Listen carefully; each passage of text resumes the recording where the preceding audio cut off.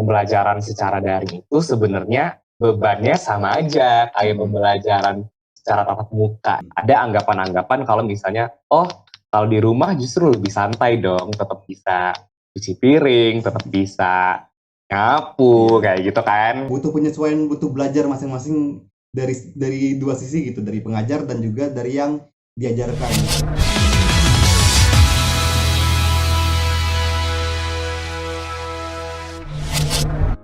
Assalamualaikum warahmatullahi wabarakatuh. Balik lagi nih di Bisu Bincang sama Maul.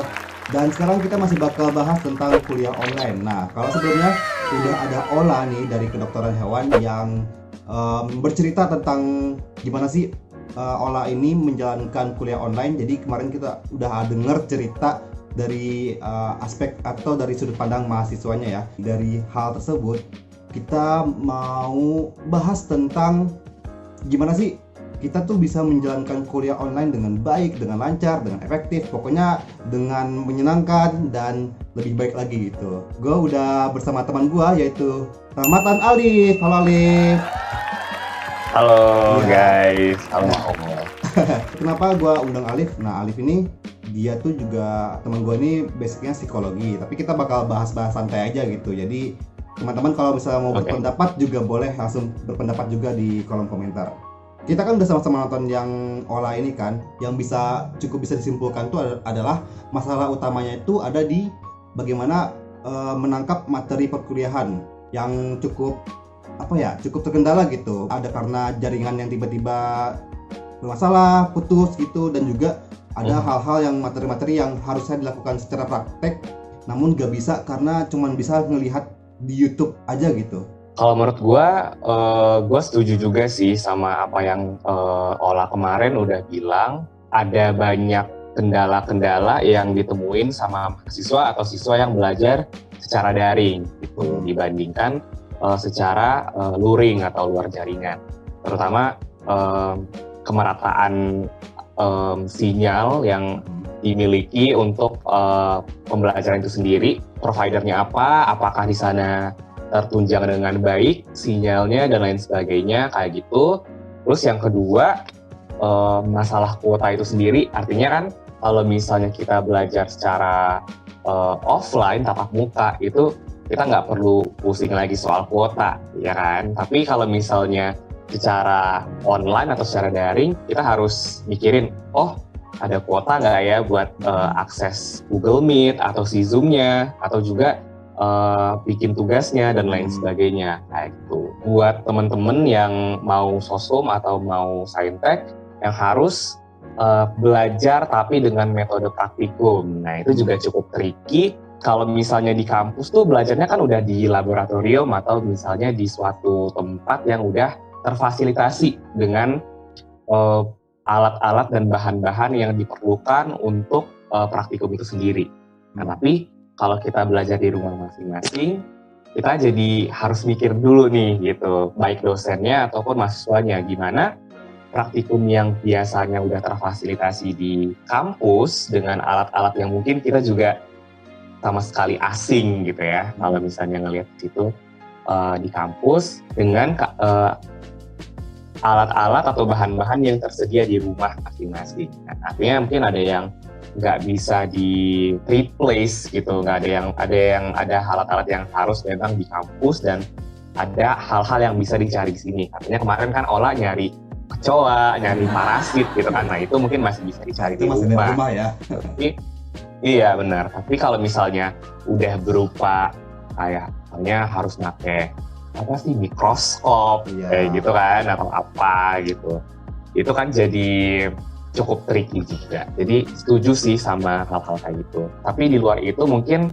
yang kita juga perlu sadari banyak nih aspek-aspek lain. Kalau ibaratnya kayak gunung es itu kayak teori yang di dalam laut itu ada gunung es, terus yang kelihatannya itu cuman puncaknya doang gitu kan, kelihatannya technical, tapi di dalam lautan itu yang nggak kelihatan adalah permasalahan-permasalahan yang permasalahan-permasalahan yang justru itu kayak misalnya secara psikososial, artinya hubungan dengan keluarga, apakah kemudian keluarga bisa memahami kalau pembelajaran secara daring itu sebenarnya bebannya sama aja kayak pembelajaran secara tatap muka gitu. Tapi ya bedanya kita di rumah gitu. Cuman ada anggapan-anggapan kalau misalnya, oh kalau di rumah justru lebih santai dong, tetap bisa cuci piring, tetap bisa nyapu kayak gitu kan. Ada lagi hal-hal yang berhubungan dengan gimana kita itu menerima instruksi dari dosen, karena secara tatap muka itu kan lebih konsentrasi kan ya, lebih bisa mengklarifikasi. Tapi kalau misalnya secara online tuh kayak kadang komunikasinya justru cenderung satu arah gitu. Iya juga sih, kalau misalnya kita kuliah langsung kan, ketika ada pertanyaan, biasanya kan dosen juga langsung menawarkan kan, siapa ada pertanyaan langsung aja tunjuk tangan. Terjadi tanya jawab atau komunikasi dua arah gitu kan. Sementara kalau misalnya online kan sebenarnya bisa aja tanya jawab, tapi kayak cuman di satu sesi doang dan itu akan kurang gitu. Jadi kayak kurang menyeluruh tanya jawabnya. Itu masih penting kalau misalnya yang dari Zoom. Ada juga kan yang dari YouTube kan yang cuma benar-benar satu arah aja gitu. Paling cuma bisa komen. Itu kita nggak tahu komennya apakah bakal dibalas apa enggak gitu kan ya. Iya, mungkin gini, bisa juga kayak gitu, dan juga misalnya tiba-tiba nih, kalau anak-anak sekarang tuh sarapan paginya bukan roti atau nasi goreng lagi, tapi sarapan paginya tuh tugas dari Google Classroom. Jadi ini mahasiswa dan siswa-siswa yang lagi belajar di masa pandemi itu sering banget nih dapat notif di HP, di gadget masing-masing, ada tugas terbaru pagi-pagi via Google Classroom. Nah, di situ kan oke, mungkin gurunya ngasih sedikit penjelasan ya tentang tugasnya itu kayak gimana. Tapi artinya kesempatan kita untuk mengklarifikasi atau bertanya itu jatuhnya jadi lebih sempit. Kalau misalnya secara offline kan kita tuh bisa kayak nanyain langsung gitu ke dosennya. Kita juga bisa menangkap micro expression dari dosen atau mahasiswanya ketika dia masih belum mengerti. Kita tuh bisa tahu gitu ya kan. Kalau misalnya di psikologi tuh cukup banyak bahas itu, artinya nih ketika kita ngasih instruksi apakah siswa atau mahasiswanya ngerti, itu kan kelihatan tuh dari matanya, dari mukanya gitu. Tapi kalau misalnya kita terbatas secara geografis, ya online aja kayak gitu tuh, jadi kadang tuh suka ada miskomunikasi kayak gitu. Kalau online ini masih banyak banget hambatannya dan gimana kita menyesuaikan keadaannya gitu ya dibanding dengan offline atau luring. Tapi tadi kebayang sih kalau misalnya kita lagi belajar, ada lebih besar kemungkinan kita bakal bisa keganggu gitu kan ya. Kalau misalnya tiba-tiba adik kita seliburan atau ya bersyukur tuh yang ada kamar senyap gitu kan. Tapi kan ada juga yang nggak ada kamar di ruang tamu atau gimana gitu kan. Ada tamu datang atau tiba-tiba ibu manggil kan, "Nak, jemurin baju." gitu. Iya. Lagi kelas gitu. Jadi apa namanya? Jadi nggak maksimal gitu.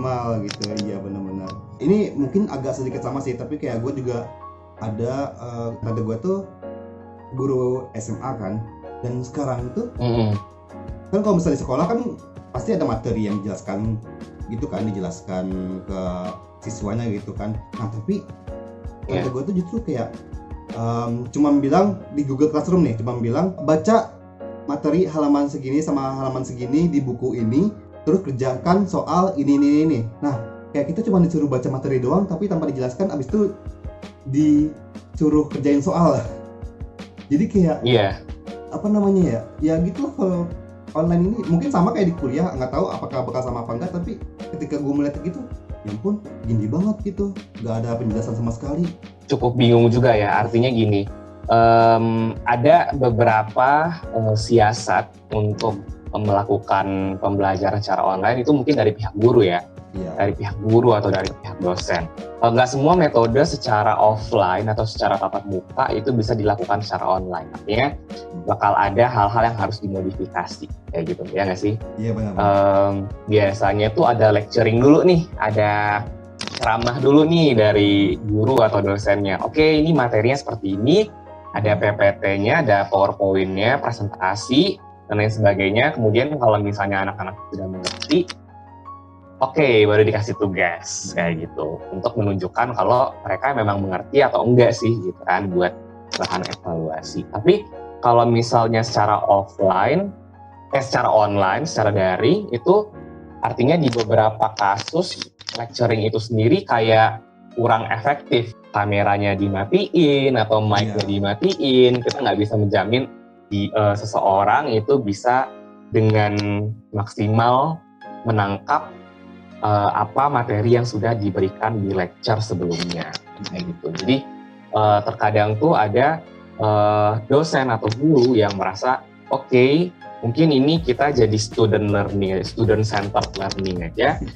Si siswanya atau mahasiswanya yang kemudian belajar sendiri, mencoba memahami, lalu kemudian pemahaman itu dituangkan ke dalam tugas. Jadi kalau misalnya dari situ dilakukan penilaian, ternyata mereka belum mengerti nih. Nah, artinya mungkin perlu diadakan lecturing atau gimana metode yang lebih pas untuk membuat mereka bisa mengerti. Jadi kayak ada beberapa metode yang disiasati gitu ya, yang perlu dipersiapkan tapi dicoba satu-satu. Yang pakai metode yang ini, ya, pakai metode yang ini sudah cukup belum? Kalau belum cukup, kita pakai metode yang lain, gitu ya. Iya sih, kalau online ini banyak banget yang harus disiasati gitu. Nggak hanya dari mahasiswa atau murid, tapi sebenarnya dari pengajar juga kan, dosen atau guru gitu ya. Pernah dengar juga, bahkan dosen pun juga ada yang kesusahan gitu untuk bisa memberikan materi kepada murid atau mahasiswanya gitu. Jadi kayak susah untuk menggunakan YouTube, susah untuk menggunakan Google Classroom, jadi kayak butuh belajar lagi, ataupun susah untuk menggunakan fasilitas-fasilitas online lainnya. Jadi kayak karena kan dosen itu juga nggak semuanya juga kan melek mengenai teknologi internet gitu kan. Butuh penyesuaian, butuh belajar masing-masing dari dua sisi gitu, dari pengajar dan juga dari yang diajarkan dari mahasiswanya gitu. Mungkin kalau kemarin-kemarin masih belum lancar, bisa jadi karena itu adalah fase awal kuliah online.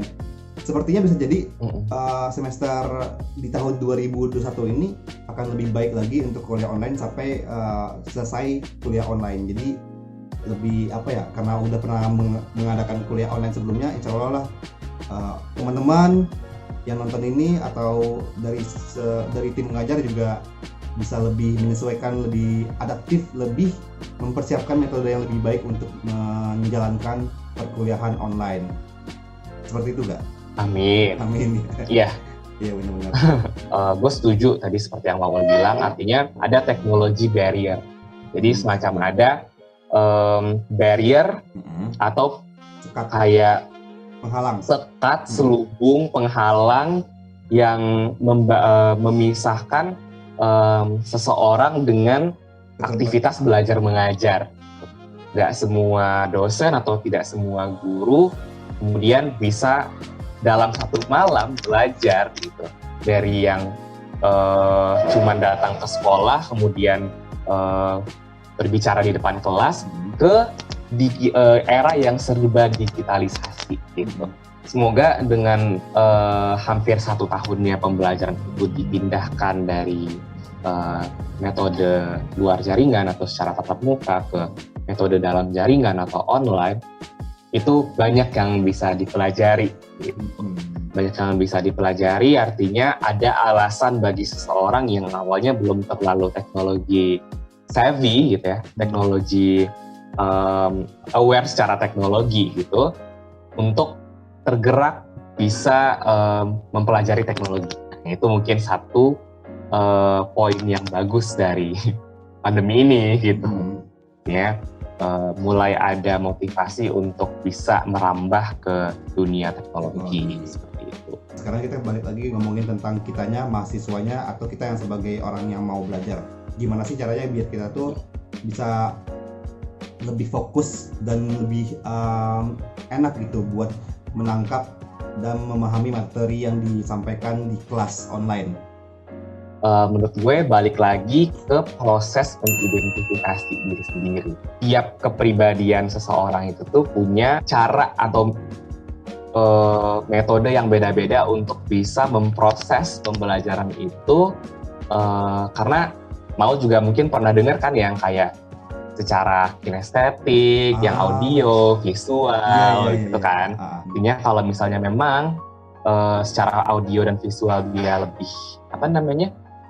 lebih nangkep gitu, otomatis pembelajaran online justru jadi lebih bagus buat dia, ya nggak sih? Kalau misalnya seseorang itu cenderung ke arah kinestetik, oke, mungkin dia perlu memperagakan gitu. Artinya bukan cuma sekedar materi, tapi dia melakukan apa sih istilahnya tuh, rehearsal. Jadi kayak dia melakukan rehearsal mandiri di rumah, artinya apa yang dipelajari dicatat lagi atau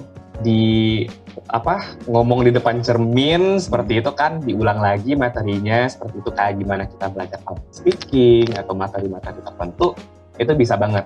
Yang kedua, untuk bisa menjadi orang yang organize, dalam tanda kutip, mensiasati distraksi-distraksi yang ada, kita mungkin bisa bikin planner gitu. Oke, target hari ini dengan tugas ABC dari mata kuliah ABC, itu gue ngerjain apa dulu ya. Kita nggak dilihat langsung nih sama dosen, dan kita nggak ngerasa bener-bener harus kayak ngumpulin di hari itu juga sih tugasnya, karena ada dosennya di situ. Kalau misalnya memang ada tugas ABC, kerja kelompok ABC, ya disusun sedemikian rupa untuk bisa kita kerjakan dengan baik dan bertanggung jawab. Dan juga artinya untuk jadi efektif itu kan buat mahasiswa tentunya harus terkait juga sama stakeholder yang emang paling dekat dengan mahasiswa itu. Artinya stakeholder yang paling dekat dengan mahasiswa selama kuliah online itu adalah keluarga. Mungkin halangan-halangan yang bersifat belum tersosialisasikannya pendidikan online dan bagaimana orang tua harus menyikapinya terhadap anak, itu juga harus didiskusikan dan dikomunikasikan dengan baik. Anaknya juga bisa dengan penyampaian yang baik menyampaikan ke orang tuanya kalau kebetulan ini lagi ada tugas gini, mungkin bisa bantu-bantu urusan rumahnya itu jam segini nanti, atau nanti malam, seperti itu ya kan. Banyak cerita-cerita tentang gimana anak di rumah justru merasa stres atau mungkin merasa pengen balik ke kosannya gitu, karena seperti yang tadi terjadi salah paham di rumah oleh orang tua terhadap anak ketika anak belajar di rumah tapi terlihat santai, padahal kenyataannya tidak seperti itu. Betul. Jadi semua pihak yang terlibat itu juga ada perannya masing-masing juga ya, baik dari mahasiswa, terus juga nanti kalau kita sebelumnya ngomongin dosen juga atau tim pengajar, bagaimana cara metode-metode yang baik untuk ke mahasiswanya, dari keluarga atau orang tua yang ada di rumah. Semoga teman-teman yang kuliah online ini bisa nanti di semester selanjutnya ini yang bakal menjalankan kuliah online bisa semakin lancar, semakin dapat memahami materinya di bidang masing-masing, di jurusan masing-masing, semakin baik, semakin di depan, pakai iklan, dan juga semakin bisa mendapatkan hal-hal yang diinginkan atau cita-cita ya, sesuai dengan minatnya masing-masing. Ya seperti itulah.